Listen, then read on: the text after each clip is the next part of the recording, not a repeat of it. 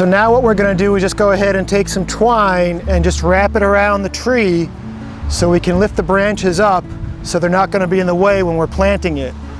We know where our tape is, so we got to go in the right direction. So I'll just cut like a 12-foot piece here and we'll see how it goes.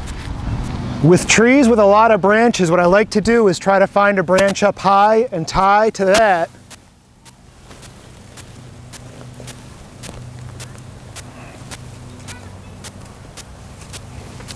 And then I can work down and see if I can pull some of these other branches up.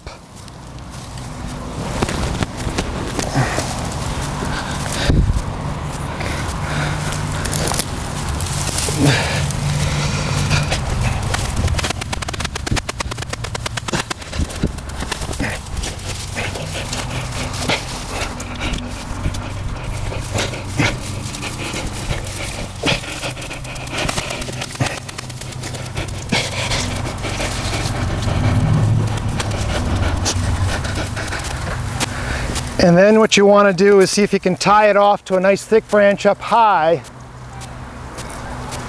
Being careful not to let go and lose that tension. So it's not perfect, but that should give us something to work with. I won't be like brushing into the tree every time I fill in around it.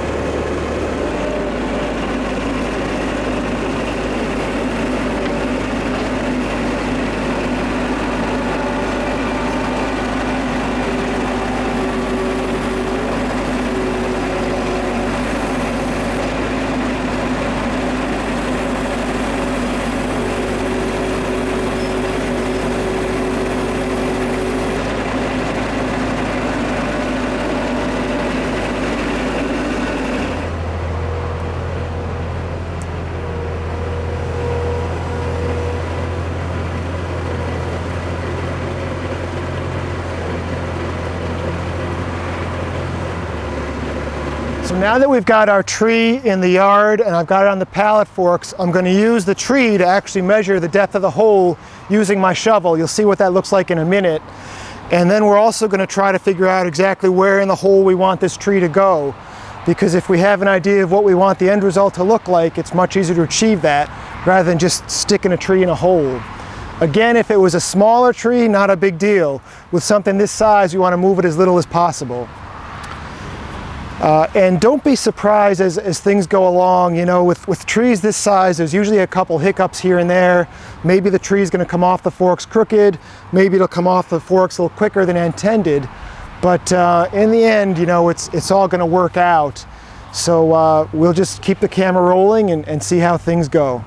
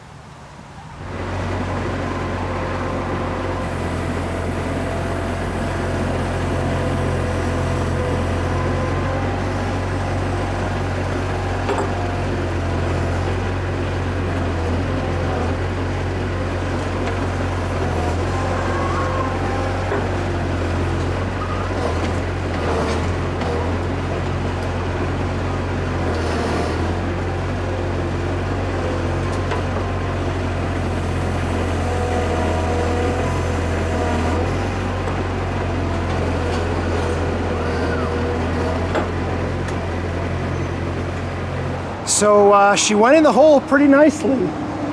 I actually had the hole a little bit deeper than I thought. So the base of the tree is probably about level with the grade, but the hole is so much bigger that I can taper the grade down, we'll be all right. The tree, for the most part, is straight up. It's got a little bit of an angle that way, but you know, if I try to fuss with it, it's just going to be more trouble than it's worth. So, you know, I think I'll notice the slight lean this way, but I'm pretty sure nobody else will. I'll show you the other side in a minute. So, the next thing we're going to do is I'm going to go ahead and cut as much of this burlap off as I can. I don't like to leave it around. I'll go get some good soil. I have a compost pile in the backyard. I will go ahead and get some good soil and dump some wheelbarrows over here so we can mix it with the existing soil as we're backfilling. And then we'll create a mulch ring around the tree. And when not a mulch ring, a well. It's called a well. We'll create a well around the tree, and we want that well to be just on the edge of the drip line. So when I'm done today, I'm going to put a hose on a drip over the ball, and that well is going to be over the ball of the tree, so that water goes right into the roots, gives it a good amount of water. But I'm feeling pretty good. We got the heavy work done now, so now it's basically from this point on, to me, it's all downhill. You know, if you don't have a Swiss Army knife or a buck knife or a Leatherman, a utility knife is a great thing to have for cutting the twine around trees and shrubs, and even for removing the burlap. I actually prefer to use the utility knife because I don't lose the edge on my Swiss Army knife. And the nice thing about a utility knife is the blades are very cheap, so if it gets dull, you can just open it up, flip it around, and you'll have a brand new blade. And you can also certainly sharpen the blades. It's very easy to sharpen these blades as well. But consider one of these if you work in the trade. They're also great for cutting sod. So I'm going to go ahead and just keep cutting all the burlap and the twine off of this tree